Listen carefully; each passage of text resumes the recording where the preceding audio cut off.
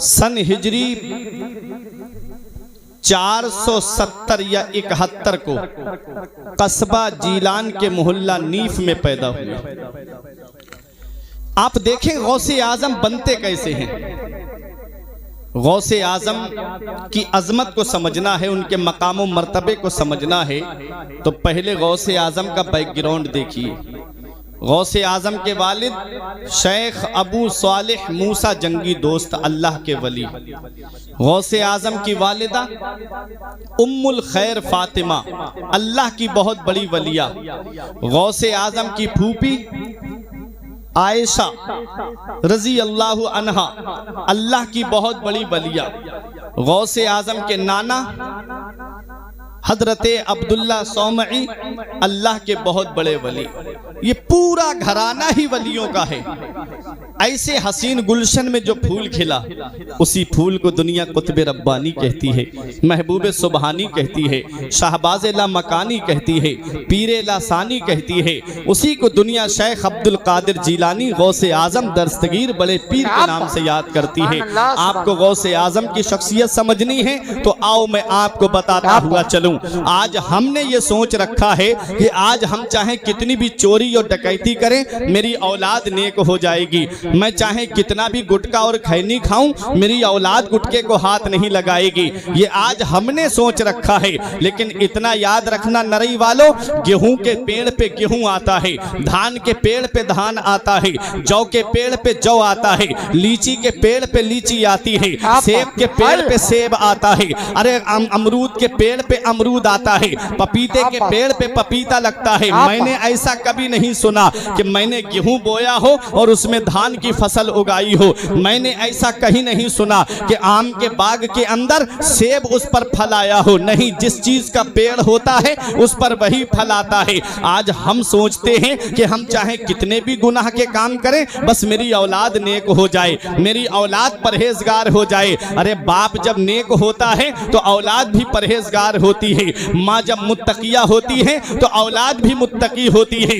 बाप जब हलाल खाने वाला होता है तो बेटा भी तकवा और तहारत का खुमार बनता है। माँ भी जब हराम से बचने वाली होती है तो उसके शिकम से जो बेटा पैदा होता है वो अल्लाह का नेक बंदा होता है। आओ गौसे आजम की अजमत को समझना है तो आओ गौसे आजम के बैकग्राउंड में चलो। वालिद की जरा शान तो देखो, वालिद का जरा मकाम तो देखो। दिन में रोजे से रहते हैं, रात में अल्लाह की इबादत करते हैं और जुबान पे कुरान की आयात करीमा की तिलावत हर वक्त जारी रहती है। जंगल के किनारे हैं, आप जंगल में लेटे हुए हैं, भूख की शिद्दत है, प्यास की शिद्दत है, लेकिन जब शाम का वक्त करीब होता है, भूख की शिद्दत ने निढाल कर दिया है, प्यास की शिद्दत ने बेचैन कर दिया है। आप दरिया के किनारे बैठ गए कि कोई मुबाह चीज आ जाए, मैं उसे उठा करके खा लूं ताकि मेरे पेट की भूख मिट जाए, मेरे शिकम की प्यास बुझ जाए। आप दरिया के किनारे बैठे हुए थे, आपने क्या देखा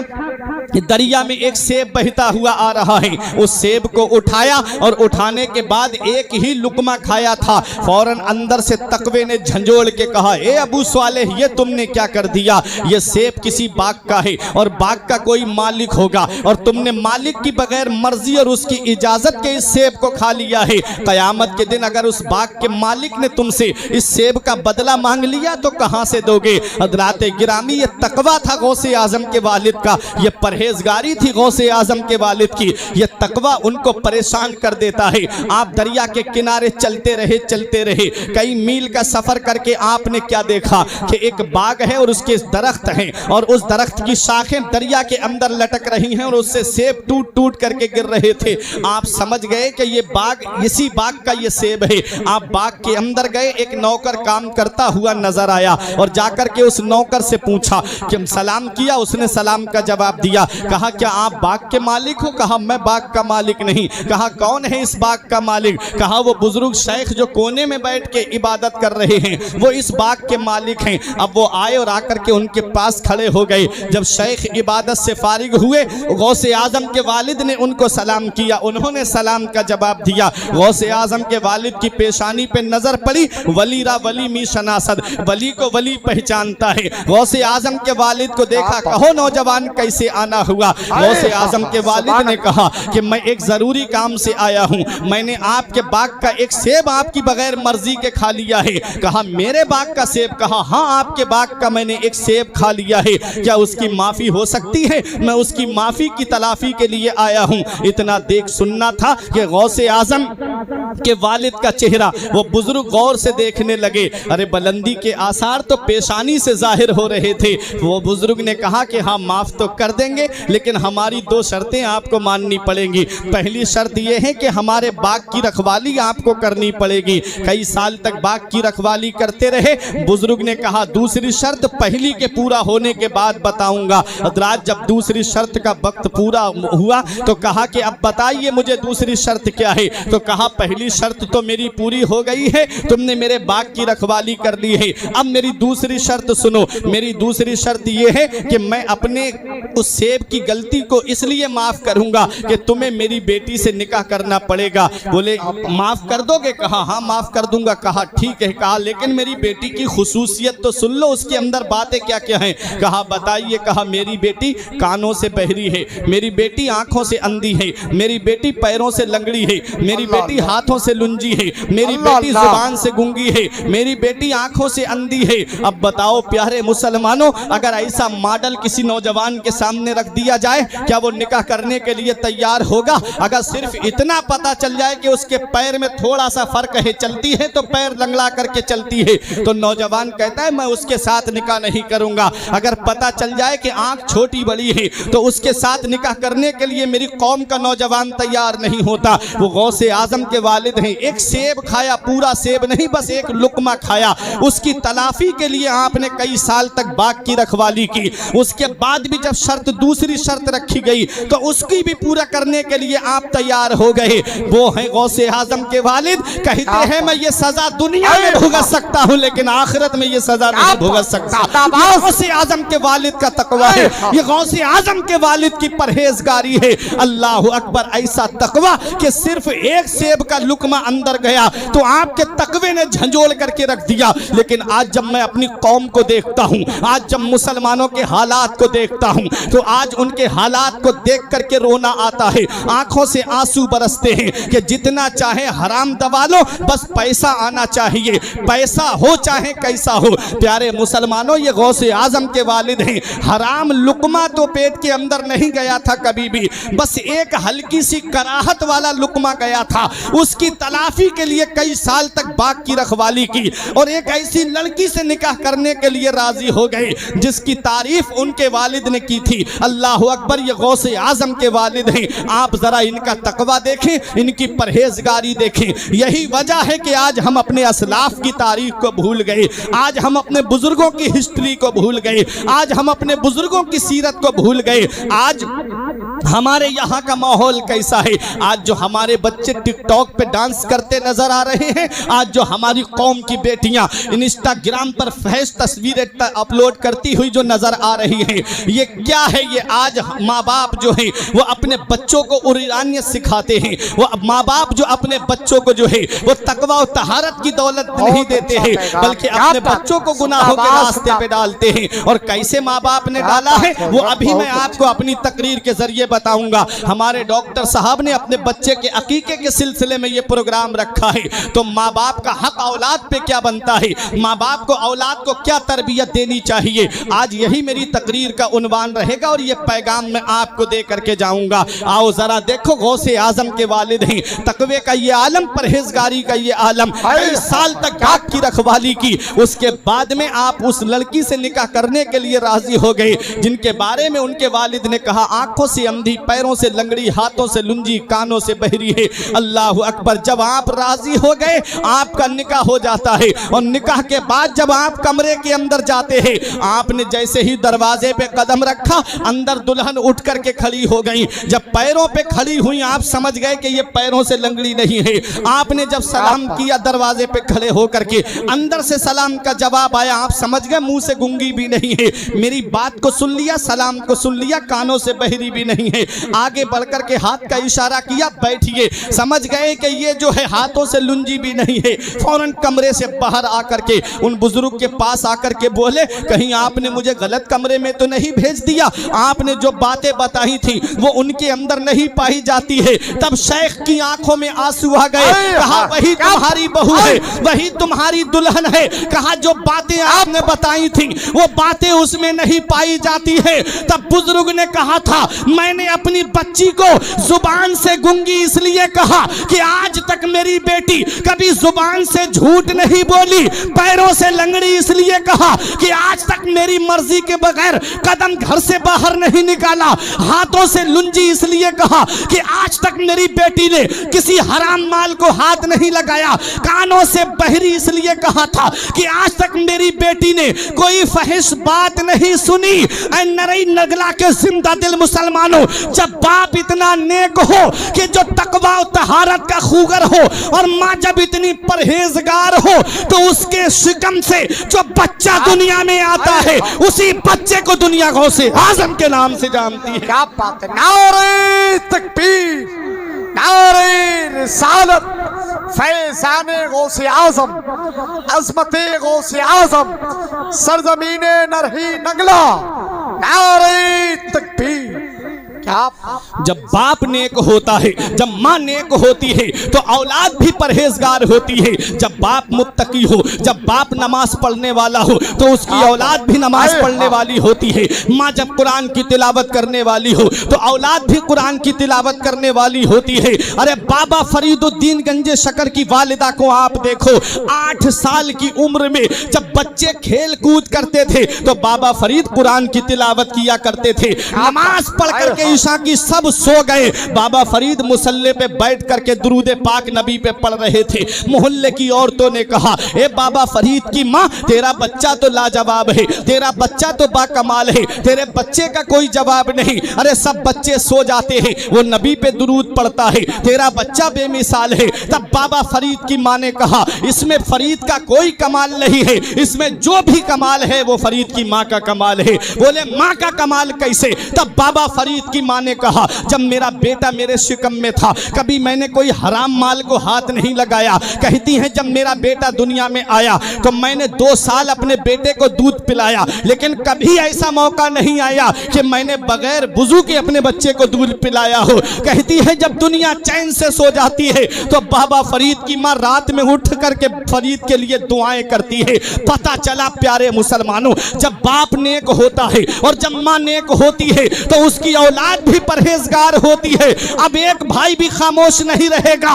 अरे जब माँ कुरान की तिलावत करने वाली फातिमा तो जहरा होती है तो बेटा नेज़े पे चढ़ के कुरान सुनाने वाला हुसैन होता है। बहुत अच्छा, बहुत। माँ जब नेक होती है, माँ जब उम्मुल खैर फातिमा होती है तो बेटा बगदाद का गौसे आजम होता है। माँ जब माहे नूर बीबी होती है तो बेटा 95 लाख गैर मुस्लिमों को कलमा पढ़ाने वाला गरीब नवाज होता है। माँ जब आरिफा होती है तो बेटा फरीदुद्दीन गंजे शकर होता है। माँ जब साबिरा होती है तो बेटा साबिर पाक कलियरी होता है। अरे माँ जब सदर मुअल्ला होती है तो बेटा सैयद सालार मसूद गाजी सुल्तानुल हिंद सुल्तानुल शुहदा फिल हिंद होता है।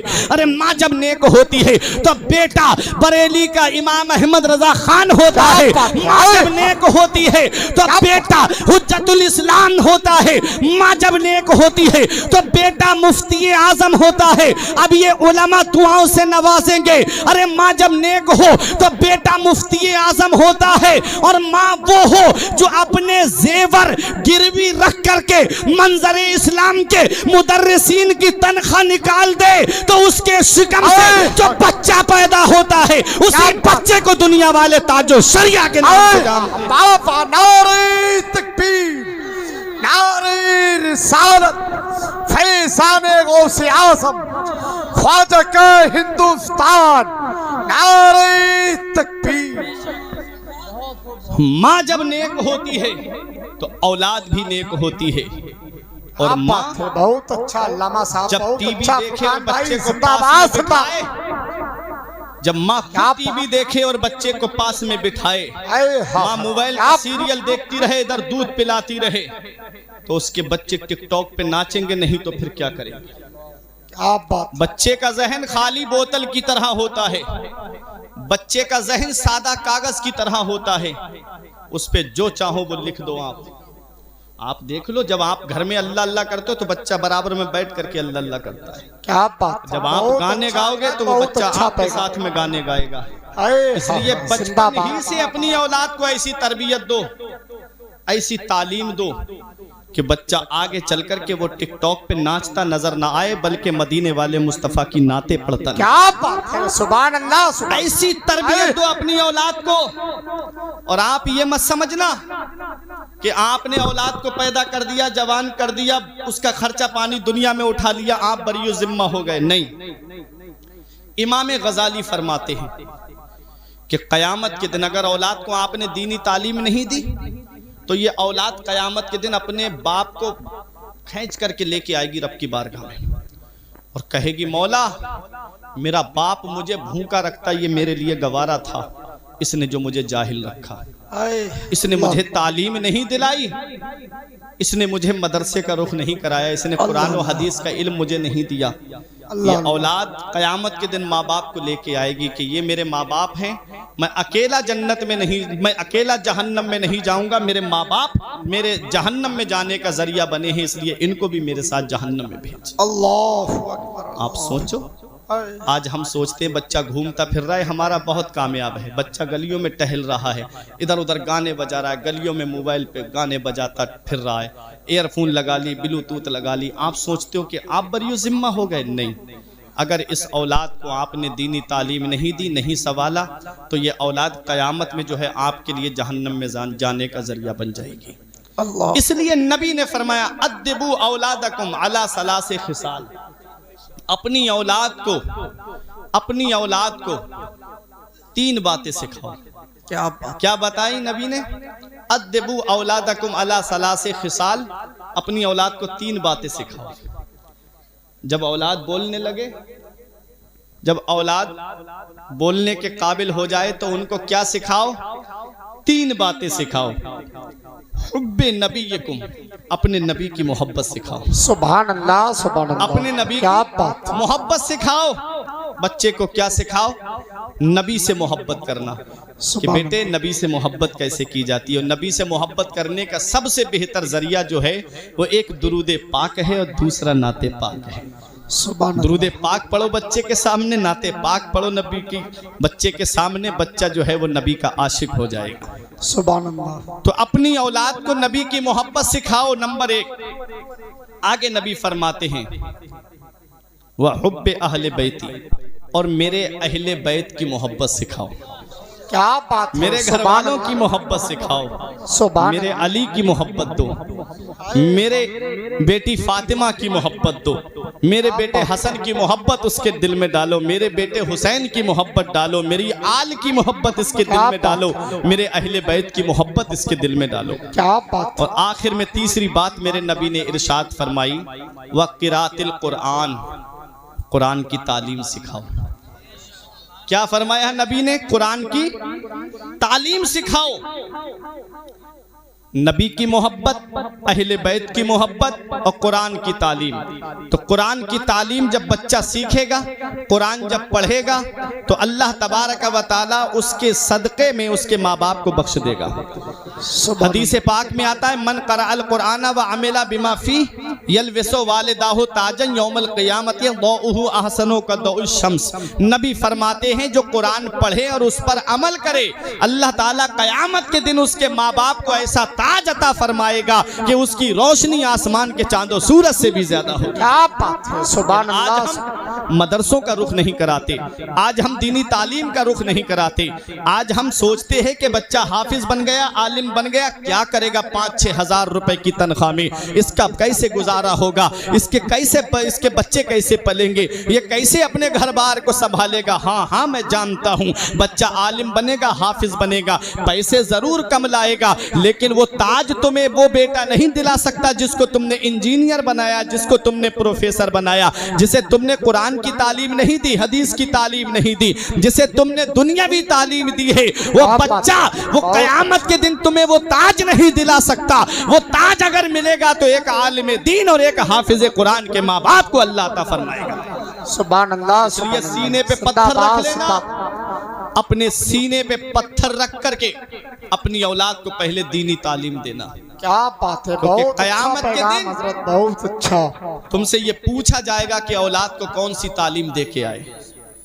उसके बाद दीनी तालीम देने के बाद चाहे अपने बच्चे को डॉक्टर बनाओ, चाहे इंजीनियर बनाओ, चाहे मास्टर बनाओ, चाहे प्रोफेसर बनाओ, पहले दीनी तालीम जब उसके दिल में होगी, दीनी तालीम जब उसके सीने में होगी, तो दीनी तालीम की वजह से वो नबी का आशिक होगा, वो नबी का दीवाना होगा। किसी भी यूनिवर्सिटी में चला जाए उसका ईमान कोई नहीं लूट पाएगा जब नबी की शरीयत की तालीम उसके सीने में होगी, नबी के दीन की तालीम उसके सीने में होगी। किसी कॉलेज में चला जाए कोई उसके ईमान को नहीं लूट पाएगा, वरना ऐसे ऐसे ईमान के लुटेरे आपको यूनिवर्सिटीज और कॉलेज में आपको मिलेंगे कि आपको ईमान बचाना मुश्किल हो जाएगा। ऐ प्यारे मुसलमानों, बताना मकसद ये था कि अपनी औलाद को कुरान की तालीम दो, दीनी तालीम दो। जब ये तीन तालीम आप अपने बच्चे को सिखाओगे तो तुम्हारा बच्चा नबी का आशिक होगा, नबी का सच्चा दीवाना होगा। आओ जरा देखो, मैं बात गौसे आजम की वालिदा और वालिद की कर रहा था कि जब बाप ने कहे औलाद ने, माँ ने कहे, तो उसके शिकम से जो बच्चा दुनिया में आया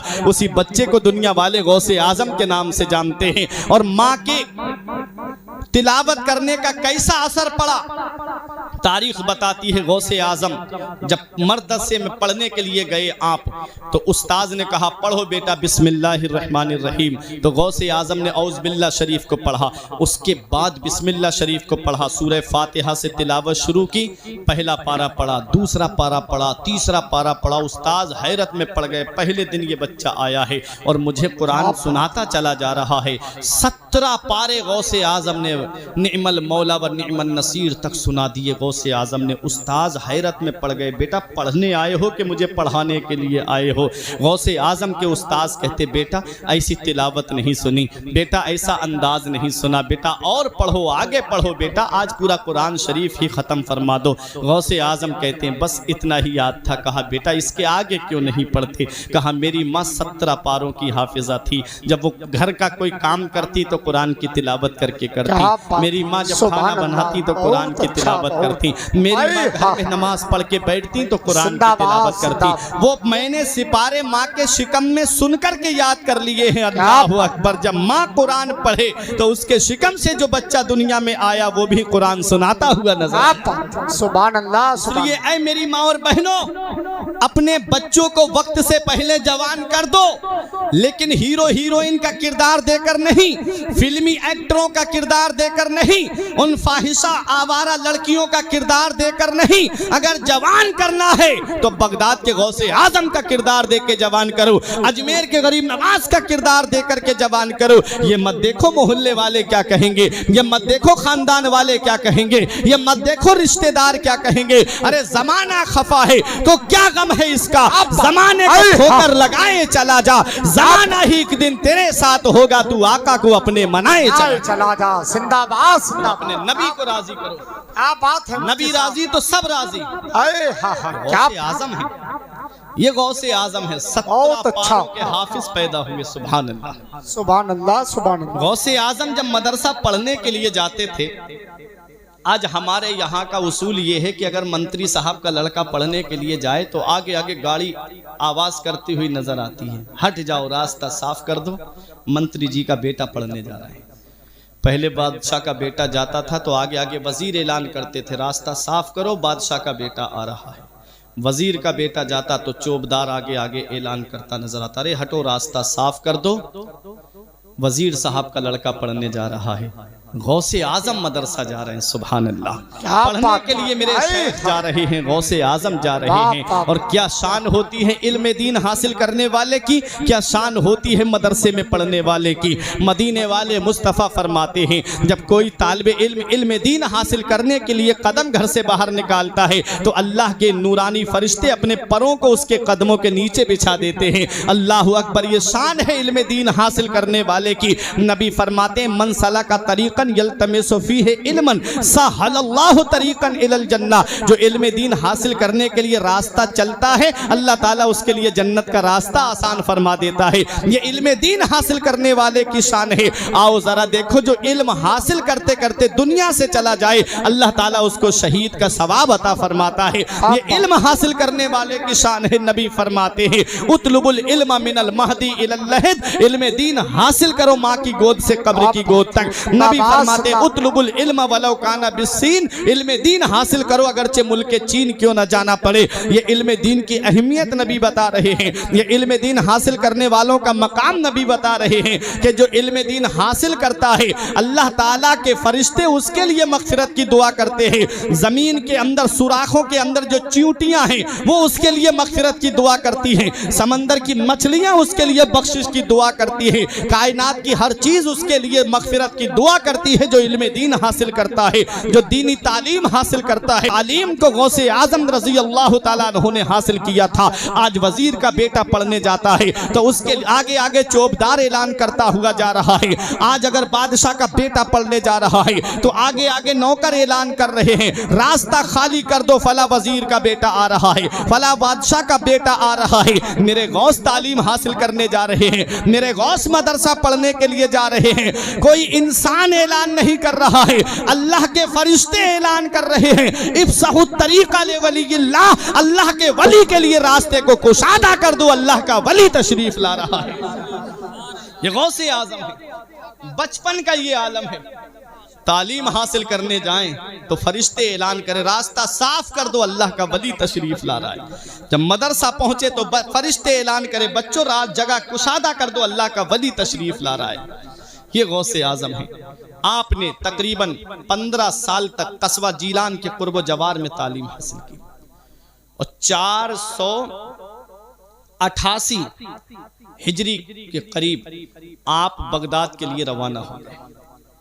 एक बात कभी सोचो नरई वालों, आप पैदाइशी वली हैं, आपको अल्लाह ने मादरजाद वली बना के भेजा। आप वली ही नहीं हैं, वलीगर हैं। सिर्फ वली नहीं बल्कि इंसान तब तक वली बनता ही नहीं है जब तक गौसे आजम के दस्तखत नहीं हो जाते। इतना बड़ा मकाम गौसे आजम का है। उनको मदरसा जाने की क्या जरूरत थी, उनको तालीम हासिल करने की क्या जरूरत थी, उन्हें इल्म हासिल करने की क्या जरूरत थी। वो तो पैदाइशी वली है। ये उनके मुंह पे तमाचा है जो कहते हैं शरीयत का रास्ता अलग है, तरीकत का रास्ता अलग है, मौलवियों का रास्ता अलग है, पीरों का रास्ता अलग है। वो जाहिल पीर जिनको नमाज से मतलब नहीं, रोजे से मतलब नहीं, बस मुरीदों की जेबों पे नजर रहती है। आज बरेली सबके दिल में क्यों खटकती है? वहां पर शरीयत की बात कही जाती है, वहां किसी को बख्शा नहीं जाता है, वहां पर जो भी बात की जाती है वो हक बात की जाती है। अरे हक बात कही जाती है बेखौफ, वहां पर फतवों में बरेली के मिलावट नहीं होती। इसलिए आज सबके दिल में बरेली खटकती है। यही वजह है वो जाहिल पीरों का वो जो है खुल के रद्द किया जाता है जिन्हें नमाज से मतलब नहीं। पूछा जाए नमाज क्यों नहीं पढ़ी, मस्जिद के बराबर में जाहिल पीर 3 दिन तक ठहरा रहेगा, एक वक्त की नमाज पढ़ने मस्जिद में नहीं जाएगा। मुरीद जा रहे हैं नमाज पढ़ के मस्जिद में आ रहे हैं और आके उसके पैर दबा रहे हैं। ऐसी अंधी अकीदत वो है कि नमाज पढ़ने नहीं जाता। पूछा आपने नमाज क्यों नहीं पढ़ी, तो ऐसे भी लोग हैं, खुद बात की गई जिनसे कि आपने जुमे की नमाज क्यों नहीं पढ़ी। अरे जुमा हो रहा था, कहते हैं अरे मौलाना तुम्हें क्या पता, हम नमाज यहाँ नहीं पढ़ते, हम काबे में नमाज पढ़ते हैं। अल्लाह अकबर। किसी अकीदतमंद पीर ने कह दिया, मुरीद ने कह दिया उस पीर से, अब जब नमाज काबे में पढ़ रहे हो तो खाना भी वहीं पर खा लेते, खाना हमारे यहाँ क्यों खा रहे हो? ऐसे भी है, नमाज काबे में हो रही हो, खाना यहाँ खाया जा रहा है, खाना भी वहां खा लेते। इतना मुबारक जगह का खाना मिलता, लेकिन खाना यहां पर आकर के क्या है नमाज से दूरी। नमाज हुजूर पे माफ नहीं थी। सोचो जरा, जिनके सदके में सारी कायनात को पैदा किया गया, नमाज मदीने वाले मुस्तफा पे माफ नहीं। नमाज अबू बकर सिद्दीक पढ़े, नमाज उमर फारूक आजम पढ़े, नमाज मौला अली पढ़े, नमाज उस्मान गनी पढ़े, और इमाम हसन और हुसैन और इमाम ज़ैनुल आबिदीन के ताल्लुक से यहाँ तक रिवायतों में मिलता है कि एक एक रात में 1-1 हज़ार नवाफिल पढ़ा करते थे, फर्ज छोड़ के। 5 वक्त की फर्ज नमाज तो पढ़ते ही थे, उसके अलावा एक्स्ट्रा 1 हज़ार नवाफिल। 5 वक्त की फर्ज नमाज तो पढ़ते ही थे, उसके अलावा एक्स्ट्रा 1 हज़ार नवाफिल। 5 वक्त की फर्ज नमाज तो पढ़ते ही थे, उसके अलावा एक्स्ट्रा 1 हज़ार नवाफिल। इमाम आजम अबू हनीफा पूरी पूरी रात अल्लाह की इबादत करते। एक बार किसी ने ये कह दिया था, आप गुजर के जा रहे, अरे ये इमाम आजम हैं, ये पूरी रात अल्लाह की इबादत करते हैं। उस दिन से इमाम आजम ने कहा, लोग मेरे बारे में ऐसा गुमान करते। उस दिन से ये नहीं कहा मैं ऐसा नहीं करता, बोले उस दिन से इरादा कर लिया कि मैं आज से पूरी रात अल्लाह की इबादत करूंगा। ऐसे लोग हैं। और गौसे आजम जिसकी मोहब्बत में आज यहाँ बैठे हो, मेरे इमाम ने यूं ही नहीं कह दिया था कि वाह क्या मर्तबा ए गौस है बाला तेरा, ऊंचे ऊंचों के सरों से कदम आला तेरा। आप जंगल में बैठे हुए थे, बादल का टुकड़ा आया आपके करीब आके बोला, अब्दुल कादिर मैं तेरा खुदा बोल रहा हूं, तुझे नमाज पढ़ने की कोई ज़रूरत नहीं, तुझे इबादत करने की कोई ज़रूरत नहीं, मैंने तेरी सारी इबादत कबूल कर ली।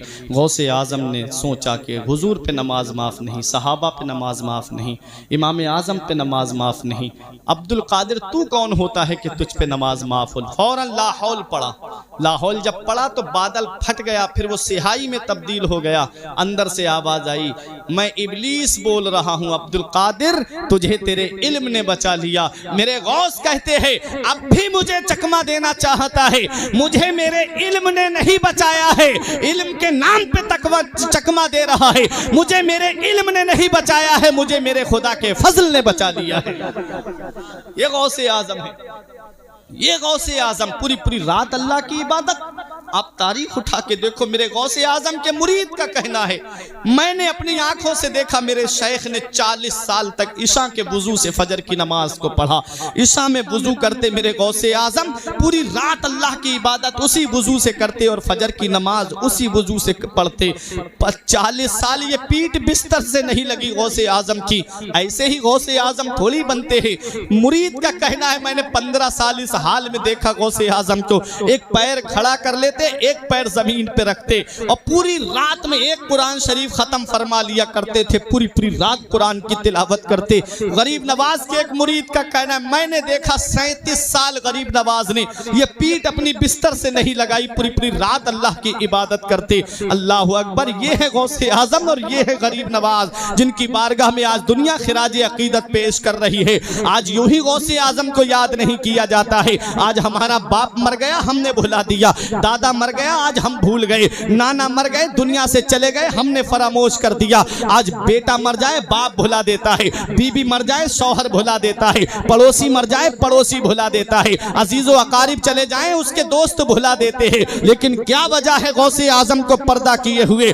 आज कितने 100 साल का जमाना गुजर गया, आज भी गौसे आजम को याद किया जा रहा है। गरीब नवाज को पर्दा किए हुए 800 साल से ज्यादा का जमाना गुजर गया, आज भी गरीब नवाज को याद किया जा रहा है। आओ जरा देखो, आला हजरत को पर्दा किए हुए 104 साल का जमाना गुजर गया, आज भी आला हजरत को याद किया जा रहा है। शाहजी मोहम्मद शेर मियां को इस दुनिया से पर्दा किए हुए 100 साल से ज्यादा का जमाना गुजर गया, आज भी शाहजी मियां को याद किया जा रहा है। बाप मर गया, बेटे ने भुला दिया, बीबी मर गई, शौहर ने भुला दिया, पड़ोसी मर गया, पड़ोसी ने भुला दिया। चंद दिन तक याद रखते हैं, सब भूल जाते हैं उसके बाद में। लेकिन इनको आज तक हम क्यों नहीं भूल पाए? इसकी वजह यह है कि गौसे आजम ने, गरीब नवाज ने, आला हजरत ने, शाहजी मियां ने, वारिसे पाक ने, साबिरे पाक ने, मदारे पाक ने, मखदूम अशरफ जहांगीर सिमनानी ने दुनियादार को राजी नहीं किया है, परवरदिगार को राजी किया है। और जिससे अल्लाह राजी हो जाता है, सारी खुदाई उसकी हो जाती है। ये मेरे अजीजों, ये अल्लाह वाले हैं जो अपनी जिंदगी अपने रब को राजी करके गुजार देते हैं, अपने रसूल को राजी करके गुजारते हैं, अपने नबी को राजी करके गुजारते हैं, अपने रब को राजी करके जिंदगी गुजारते हैं। अल्लाह उनका नाम अंधेरे में नहीं रहने देता। मन काना लिल्लाही कान अल्लाहु लहू, जो अल्लाह का हो जाता है फिर सारी खुदाई उसकी हो जाती है, फिर सारी खुदाई उसकी हो जाती है, फिर उसका नाम अंधेरे में नहीं रहता, फिर उसका नाम दुनिया में पहुंच जाता है। गौसे आजम तो बगदाद में है, कभी यहाँ हिंदुस्तान आए नहीं, फिर भी हम गौसे आजम को याद करते हैं। 11वीं शरीफ के महीने में हर घर में गौसे आजम की याद मनाई जाती है। क्यों मनाई जा रही? इसलिए कि गौसे आजम ने अपने रब को राजी किया, अल्लाह ने उनकी मोहब्बत हमारे दिलों में डाल दी, उनकी मोहब्बत हमारे दिलों के अंदर है। तो गौसे आजम की बात चल रही है, उनका जिक्र चल रहा है। आप मदरसा पढ़ने गए, कुर्ब जवार में तालीम हासिल की तो और तालीम हासिल करने के लिए आप बगदाद पहुंच गए और बगदाद में मदरसा निज़ामिया के अंदर आप दाखिल हुए और मदरसा निज़ामिया में आपने तालीम हासिल की। दौरान तालिब इल्मी जो परेशानी आई, मेरे गौस फरमाते हैं मैंने दौरान तालिब इल्मी इतनी परेशानी उठाई, फरमाते हैं कि 25 साल तक मैं जंगलों के चक्कर काटता रहा, दरख्तों की छाले खाता, कभी पत्ते खाता। इस हाल में मेरे गौसे आज़म ने गुजारी। गौसे आज़म ऐसे नहीं बनते हैं, वो मकाम भी अल्लाह ने अता फरमाया कि गौसे पाक रज़ी अल्लाह ताला अन्हु बगदाद की जामा मस्जिद में बैठे और ऐलान कर दिया मेरा ये कदम हर अल्लाह के वली की गर्दन पे। वो वक्त भी आया था, उससे पहले की ज़िंदगी तो आप देखो कितनी परेशानियां उठाई मेरे गौस ने। मेरे गौस फरमाते हैं एक दिन भूख ने मुझे बेचैन कर दिया था, निढाल कर दिया था।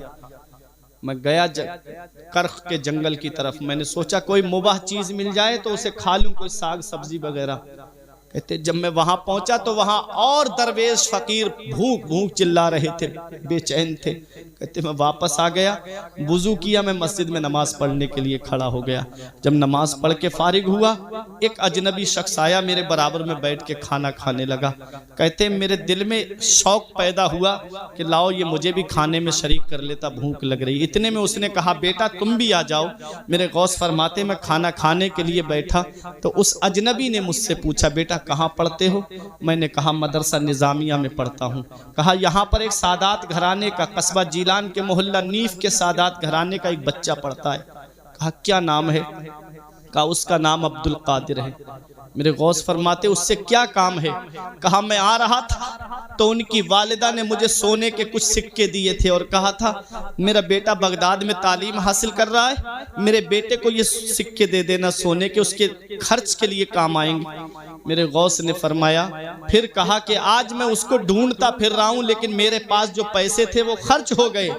मैंने उसके सोने के सिक्के में से कुछ बेच करके ये खाने का सामान लेकर के आया हूं।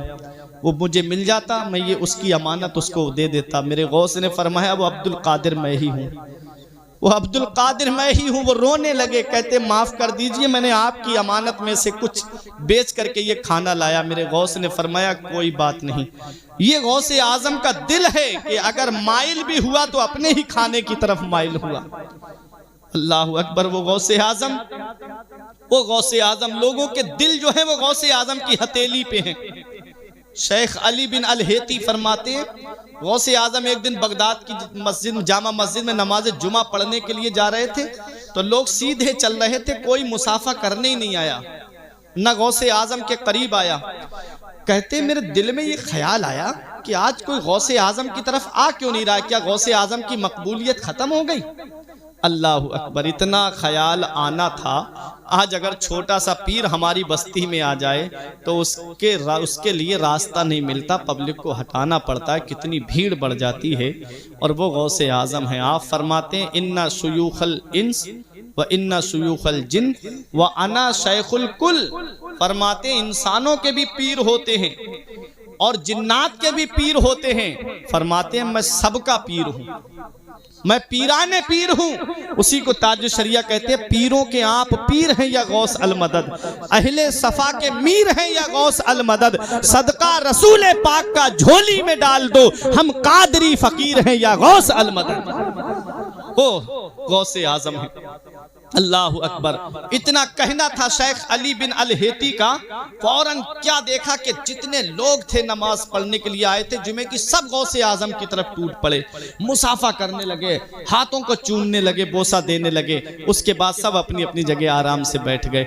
मेरे गौस ने फरमाया ए अली बिन अल हेती क्या ख्याल आया था तुम्हारे दिल में? वाह मेरे गौसे आज़म, आपका तो जवाब ही नहीं है, दिल के राज जान लेते हैं गौसे आज़म। फरमाते क्या ख्याल आया था तुम्हारे दिल में? अल्लाह तबारक व तआला ने तमाम लोगों के दिलों को मेरी हथेली पर रख दिया है, मैं जिधर चाहता हूँ उधर मोड़ लेता हूँ। जब मेरा दिल करता है कि मैं उन्हें अपनी तरफ माइल कर लूँ तो उनको अपनी तरफ माइल कर लेता हूँ। जब मेरा दिल चाहता है कि अपनी तरफ से हटा दूं तो मैं उनके दिल को अपनी तरफ से हटा देता हूं। ये गौसे आजम की शान है। मेरे इमाम की नजर पड़ती है तो पुकार के कहते हैं, वाह क्या मर्तबा, ऐ गौस है बाला तेरा, ऊंचे ऊंचों के सरों से कदम आला तेरा, सर भला क्या कोई जाने के है कैसा तेरा, औलिया मलते हैं आंखें वो है तलवा तेरा। नारे तकबीर, गौसे आजम, नारे रिसालत, नारे गौस, नारे तकबीर, सुभान अल्लाह। ये गौसे आजम है। कहां कहां देखोगे मेरे गौस को। वो जितना सोना दिया उस अजनबी ने पास में नहीं रखा। वो जो फकीर जंगल में भूख भूख चिल्ला रहे थे उन्हें ले जा करके मेरे गौसे आजम ने वो सारा सोना दे दिया, बांट दिया गरीबों में, पास में कुछ नहीं रखा। ये हैं गौसे आजम, ऐसे बनते हैं गौसे आजम। आओ मैं आखिरी बात बताऊं, तकरीर को ख़त्म कर दूं, वक्त ज़्यादा होता जा रहा है। 1 घंटे से ऊपर का वक्त मुझे हो गया है और गौसे आजम का भी बचपन में बयान कर रहा हूं। आप सोचे तो सही, जवानी का आलम क्या होगा, फिर बुढ़ापे का आलम क्या होगा गौसे आजम की। आओ ज़रा देखो, ये गौसे आजम है। गौसे आजम बनते कैसे हैं, सर भला क्या कोई जाने के है कैसा तेरा, औलिया मलते हैं आँखें वो है तलवा तेरा। गौसे आजम की शान अगर देखनी है, मकाम देखना है तो मेरे इमाम से पूछो। फरमाते मजरे चिश्त बुखारा हो इराक व अजमेर, कौन सी किश्त पे बरसा नहीं झाला तेरा। सब फैज लेते हैं गौसे आजम के दरबार से, सब गौसे आजम की बारगाह में खिराजे अकीदत पेश करते हैं। मेरा इमाम कहता है शाख पे बैठ के जड़ काटने की फिक्र में है, कहीं नीचा ना दिखा दे तुझे शजरा तेरा। वराफाना लका जिक्र का है साया तुझ पर, जिक्र ऊंचा है तेरा, बोल है बाला तेरा। और फरमाते हैं तू घटाए से किसी के ना घटा है ना घटे, जब बढ़ाए तुझे अल्लाह ताला तेरा। मिट गए मिटते हैं, मिट जाएंगे दुश्मन तेरे, ना मिटा है ना मिटेगा कभी चर्चा तेरा। ये गौसे आजम है। जब आप मदरसा निजामिया में पढ़ते थे तो उस वक्त बगदाद में एक बहुत बड़े अल्लाह के वली थे जिनका नाम था शेख मोहम्मद काकीस रहमतुल्लाह अलैह। काकेस भी बोला जाता है। गौसे आजम ने अपने साथियों से कहा चलो अल्लाह के वली वाज फरमाते हैं, तकरीर करते हैं, उनका वाज सुनेंगे। सुभान अल्लाह। आज हम वाज सुनने आते हैं तो तफरी के तौर पे आते हैं कि गौसे आजम कहते हैं चलो नाना की हदीस सुनेंगे, कुछ बातें मिलेंगी, नाना की हदीस सुनेंगे, कुछ नसीहत की बातें होंगी। तो आया करो जलसों में ये सोच के आया करो कि नबी की हदीस सुनने जा रहे हैं। और नबी फरमाते हैं अरबी जुबान से 3 वजह से मोहब्बत करो, 3 वजह से अरबी जुबान से मोहब्बत करो। एक ये कि मेरी जुबान अरबी है, दूसरी कुरान अरबी में नाजिल हुआ, और तीसरी वजह यह है कि कब्र में जाकर के हर इंसान की जुबान अरबी हो जाएगी। तो 3 वजह से अरबी जुबान से मोहब्बत किया करो। गौसे आजम गए अल्लाह के वली की बारगाह में, बहुत बड़ा मजमा, बुजुर्ग शेख मोहम्मद काकीस रहमतुल्लाह अलैह, शेख अबुल वफा उनका लक़ब था। जैसे ही गौसे आजम पहुंचे उनकी नजर पड़ी, फौरन कहा इस बच्चे को बाहर निकाल दो। अब मुझे बताओ नरई वालों, इतना बड़ा मजमा है, अब मैं इसमें से एक बच्चे को खड़ा करूं और कहूं कि इसको बाहर निकाल दो, तो तुम मुझे देखोगे या उस बच्चे को देखोगे? सब उस बच्चे को देखने लगे। गौसे आजम को सब देखने लगे, कौन बच्चा है, किसको निकालने का ये अल्लाह के वली हुक्म फरमा रहे हैं। गौसे आजम बाहर गए, बुरा नहीं माना, फिर वापस आ गए। जब दूसरी बार आए तो फिर कहा मैंने कहा ना इस बच्चे को बाहर निकाल दो।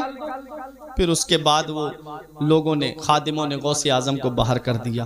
फिर बुरा नहीं माना गौसे आजम ने, तीसरी मर्तबा फिर आ गए गौसे आजम उस मजलिस में, फिर कहा इसे मेरे पास लेके आओ। सुभान अल्लाह, बोलो सुभान अल्लाह। गौसे आजम की शान, मेरे पास लेके आओ।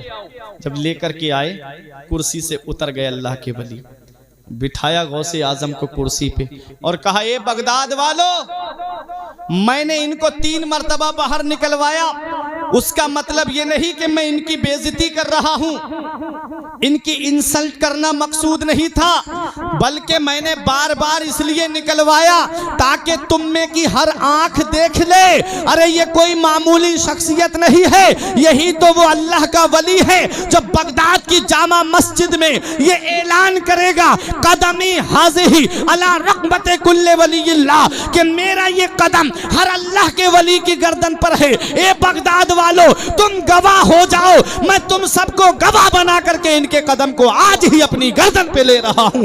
इसी को मेरा ईमान कहता है, सर भला क्या कोई जाने के है कैसा तेरा, सर भला क्या कोई जाने के है कैसा तेरा, औलिया मलते हैं आंखें वो है तलवा तेरा। ये है गौसे आजम। उसके बाद कहते हैं, या अब्दुल कादिर जीलानी इन्नी राइतु कुल्ला दीकिन यसे हो व यस्कुतु इल्ला दीको का यसे हो वला यस्कुतु। ए अब्दुल कादिर, मेरी निगाहें देख रही हैं, मेरी निगाहें विलायत देख रही है। हर मुर्ग बोलेगा, बोल के चुप हो जाएगा, लेकिन जब तुम्हारा मुर्ग बोलेगा तो वो कयामत तक चुप नहीं होगा। मतलब क्या है? मतलब ये है, हर वली का जिक्र होगा, हर वली का तस्किरा होगा, हर वली का नाम लिया जाएगा। कयामत आने तक चर्चा कम होता चला जाएगा, जिक्र कम होता चला जाएगा, मगर वह मेरे गौसे आजम तेरी अजमत का जवाब नहीं, तेरी शान का जवाब नहीं, तेरे मर्तबे का जवाब नहीं, तेरी बुलंदी का जवाब नहीं, तेरे मकामे सुरैया का जवाब नहीं। हाँ हाँ, वो गौसे आजम जो कुतबे रब्बानी है, महबूबे सुबहानी है, शहबाज लामकानी है, पीरे लासानी है, सैयदुल अस्याद है, जय्यदुल अजियाद है, कुतुबुल अक्ताब है, फर्दुल अफराद है। वो गौसे आजम जब उनका जिक्र होगा, शेख अबुल वफा फरमाते हैं, हर मुर्ग बोलेगा, बोल के चुप हो जाएगा। तुम्हारा जब मुर्ग बोलेगा कयामत तक चुप नहीं होगा।